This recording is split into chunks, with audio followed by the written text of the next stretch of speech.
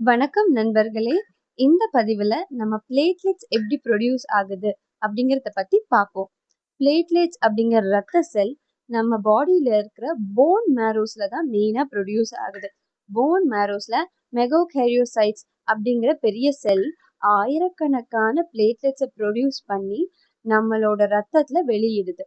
அதே போல நம்ம லிவர்ல இருந்து த்ரோம்போப்ரோட்டீன் அப்படிங்கிற ஹார்மோன்ஸ் இந்த ப்ரொடக்ஷனுக்கு ரொம்பவே ஹெல்ப்ஃபுல்லா இருக்குது. அதே மாதிரி ஐடிபி அப்படிங்கிற கண்டிஷன்ல நம்ம பாடியோட இம்யூன் சிஸ்டமே பிளேட்லெட்ஸை அட்டாக் பண்ணிடுது.